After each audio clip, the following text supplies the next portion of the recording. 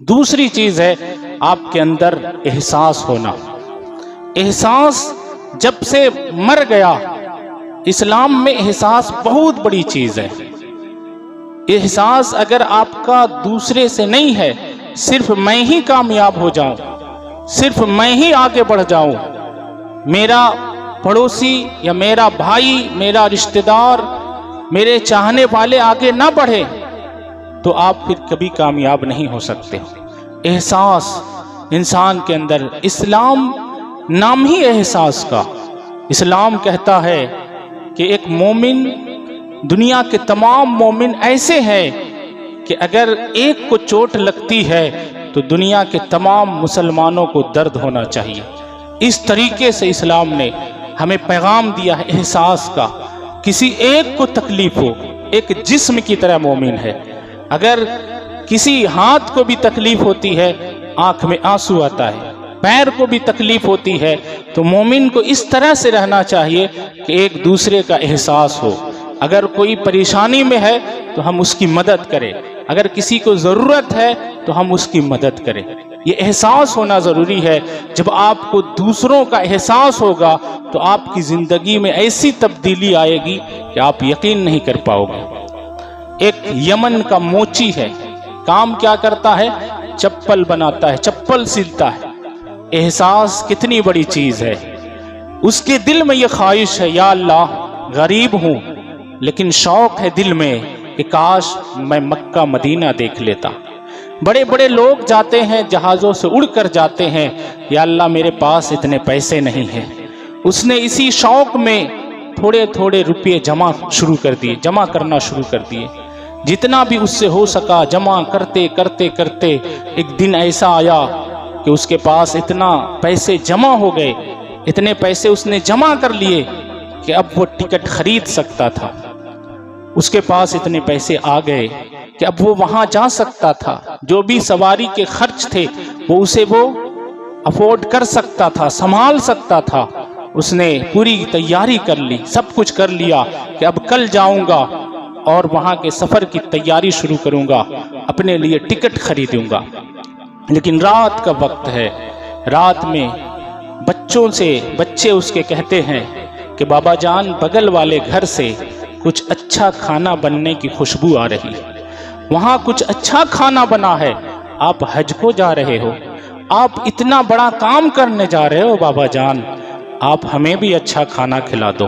ہم لوگ غریب ہیں، ہر دن روکھا سوکھا کھا لیتے ہیں، لیکن آج ہماری قسمت کا بہت بڑا دن ہے کہ میرا بابا حج کو جا رہا ہے، میرے ابو جان حج کو جا رہے ہیں۔ بچوں نے کہا دیکھیے بغل گھر میں اچھا کھانا بنا ہے، ہمارے گھر میں آج بھی روکھا سوکھا ہے۔ باپ نے کہا چلو رات ہو چکی ہے، کہاں سے لاؤں گا، جاتا ہوں بغل ہی سے مانگ لیتا ہوں بازو والے گھر سے، کل اسے دے دوں گا اگر میں کچھ اچھا بناؤں گا۔ گیا وہاں، جا کر وہاں ایک بیوہ عورت رہتی تھی، اس کا شوہر نہیں، صرف 2 بچی اس کے پاس ہے۔ جا کر کہتا ہے بہن جی اگر آپ کے پاس کچھ اچھا کھانا بنا ہے، آپ کے گھر سے خوشبو میرے گھر میں جا رہی ہے، بچے ضد کر رہے، بچے تو بچے ہوتے ہیں، انہیں کیسے سمجھاؤں کہ رات کا وقت ہو گیا ہے، کہاں سے میں انہیں کھانا لا کر دوں۔ وہ اتنا کہتا ہے کہ وہ عورت جواب دیتی ہے کہ دراصل بات یہ ہے کہ جو کھانا میرے گھر میں بنا ہے، کھانا تو اچھا ہے لیکن آپ کے لیے وہ حرام ہے، جائز نہیں ہے، حلال نہیں ہے۔ وہ انسان کہتا ہے یہ کیسا کھانا ہے کہ آپ کے لیے حلال ہے، میرے لیے حرام ہے۔ وہ کہتی ہے دراصل بات یہ ہے کہ میرا شوہر نہیں اس دنیا میں، میرا کوئی بیٹا نہیں اس دنیا میں جو میرے گھر میں روزی لائے، میرے گھر میں کما کر پیسے لائے، میں کہاں جاتی؟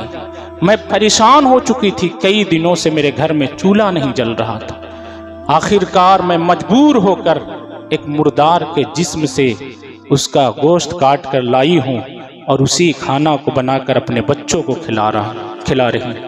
اتنا سننا تھا اس کے پاؤں سے زمین نکل گئی، اس کی آنکھوں سے زاروں قطار آنسو برسنے لگے اور معافی مانگنے لگا، یا اللہ میں حج کو جا رہا ہوں اور میرا پڑوسی ایک مردار کا کھانا کھا رہا ہے، مردار کا گوشت کھا رہا ہے۔ فوراً وہ گھر پلٹتا ہے۔ احساس کسے کہتے؟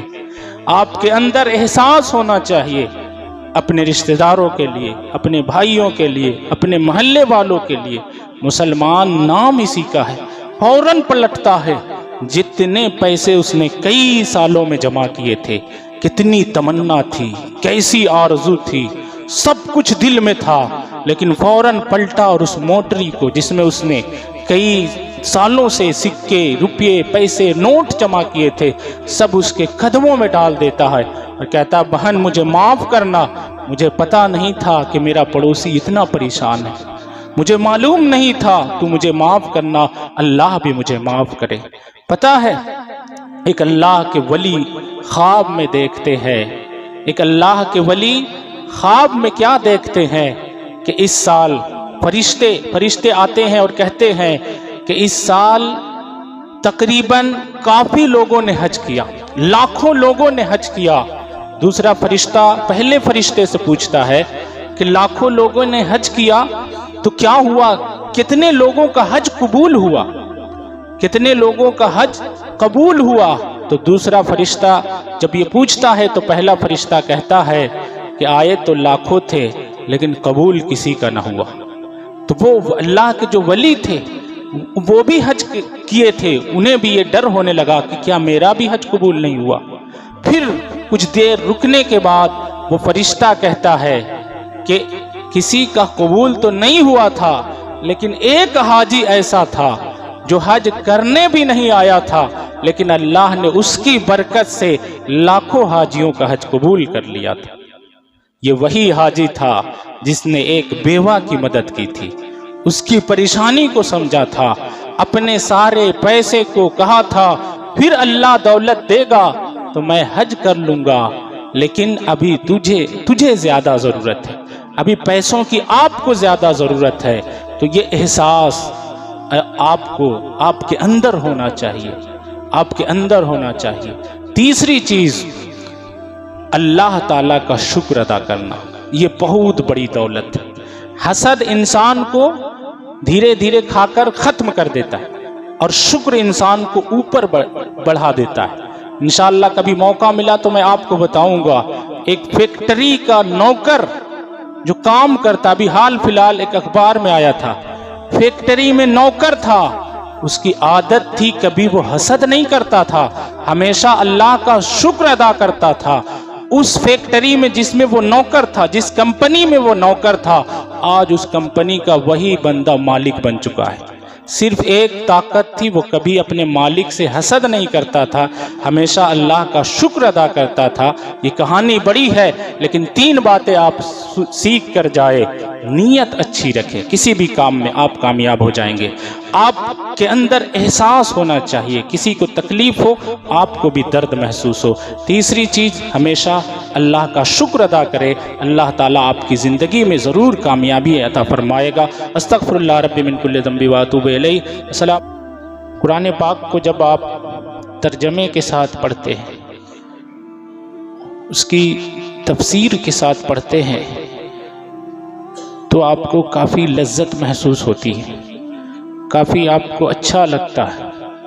ہم لوگ اکثر قرآن پاک کو صرف یوں ہی پڑھ دیتے ہیں، ثواب تو ملتا ہے، بالکل ملتا ہے، چھونے کا بھی ثواب ملتا ہے، دیکھنے کا بھی ثواب ملتا ہے، پڑھنے کا بھی ثواب ملتا ہے، لیکن قرآن پاک صرف پڑھنے کے لیے نہیں ہے، قرآن پاک سمجھنے کے لیے، اس کی گہرائیوں کو جاننے کے لیے، اس لیے کہ یہ کوئی عام کتاب نہیں ہے، یہ دنیا کی سب سے خاص کتاب ہے، دنیا کی سب سے بہترین کتاب ہے۔ تو اس میں جتنی باتیں ہوں گی وہ سب بہترین ہوں گی، وہ سب اعلیٰ کوالٹی کی ہوں گی، وہ سب بڑی باتیں ہوں گی۔ اس لیے ہم دنیا کے بڑے بڑے اسکالروں کی کتاب کو پڑھتے ہیں، اس کو سمجھنے کی کوشش کرتے ہیں تاکہ ہماری زندگی میں بدلاؤ آئے، ہماری زندگی میں اطمینان آئے، ہماری زندگی میں نکھار آئے۔ لیکن قرآن پاک دنیا کی سب سے بہترین کتاب اور اس مالک کی کتاب ہے جس نے سارے جہان کو پیدا کیا، جو دنیا کے سارے رائٹروں کا پیدا کرنے والا ہے، جتنے اچھی اچھی کتاب لکھنے والے ہیں سب کا مالک خدا ہے۔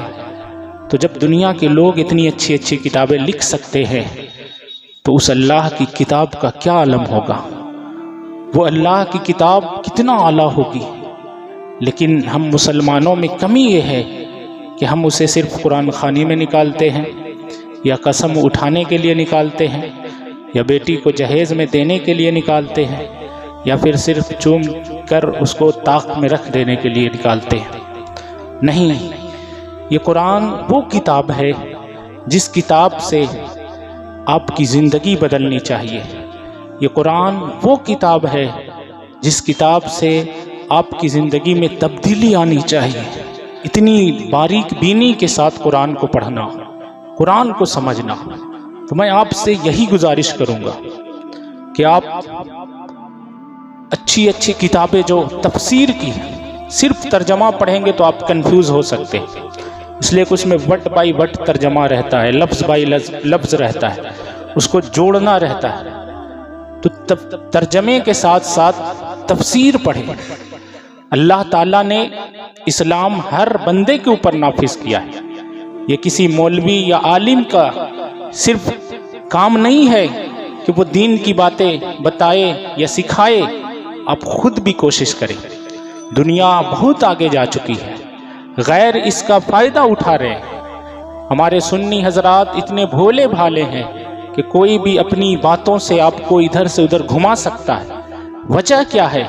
ہمارے پاس عشق بہت ہے، محبت بہت ہے، لیکن نالج کی کمی ہے، ایجوکیشن کی کمی ہے۔ یہ ضروری ہے۔ نالج ہے بھی تو بہت کم ہے، اس لیے خود کو مضبوط بنائیے، خود پڑھیے۔ ہاں کنفیوژن ہو اپنے بڑوں سے دور کیجیے، جو لگتا ہے کہ ہاں اس چیز کی آتھینٹک اور صحیح جانکاری دے سکتے ہیں، ان سے آپ رابطہ کیجیے، لیکن خود سے پڑھیے۔ یہ اسلام آپ کا مذہب ہے، یہ اللہ نے جو مذہب اسلام دنیا میں بھیجا ہے یہ سب مسلمانوں کے لیے برابر ہے، کسی بھی اسکالر کے لیے خاص نہیں ہے، کسی بھی عالم یا مفتی کے لیے خاص نہیں ہے۔ چاہے وہ انسان کسی بھی کیٹیگری کا ہو، کسی بھی ذات کا ہو، کسی بھی امیری سے بلونگ کرتا ہو، چاہے وہ غریب ہو، لیکن اگر وہ لا الہ الا اللہ محمد الرسول اللہ صلی اللہ علیہ وسلم پڑھتا ہے تو وہ ایکول ہے، وہ برابر ہے، وہ سب کے نزدیک ایک جیسا ہے۔ یہ مذہب اسلام تعلیم دیتا ہے۔ اس لیے تو پیارے نبی صلی اللہ علیہ وسلم فرماتے ہیں کہ وہ انسان ہرگز مومن ہو ہی نہیں سکتا، وہ انسان ہرگز مومن نہیں ہو سکتا جس کے ہاتھوں سے، جس کی باتوں سے اس کا پڑوسی پریشان ہوتا۔ پڑوسی میں یہاں تک بھی کہا گیا وہ پڑوسی کون سا ہو، کس دھرم کا ہو، کس ذات کا ہو، امیر ہو کہ غریب ہو، کسی بھی طرح کا ہو، آپ اگر اس کو تکلیف پہنچاتے ہو تو آپ دنیا کے سامنے اپنے لباس کے ذریعے، اپنی عبادتوں کے ذریعے دنیا کو تو یہ بتا سکتے ہو کہ آپ مسلمان ہو، لیکن محمد صلی اللہ علیہ وسلم کے سامنے کھڑے ہو کر یہ نہیں کہہ سکتے ہو کہ میں مومن ہوں۔ اس لیے کہ اللہ کے نبی نے کیا فرمایا کہ اگر تمہارا پڑوسی تم سے ناراض ہے بیجا تکلیف کی وجہ سے، اگر حق بات ہے تو پھر کوئی بات نہیں۔ اگر آپ نے اللہ و رسول کی وجہ سے اسے کچھ بات کہا، اس کا وہ برا مانتا ہے تو پھر اس میں کوئی بات نہیں، لیکن غلط آپ نے اسے اگر پریشان کیا، بغیر کسی وجہ کے بیجا آپ نے تکلیف دی، تو آپ پیارے نبی صلی اللہ علیہ وسلم کی نظر میں مومن نہیں ہو۔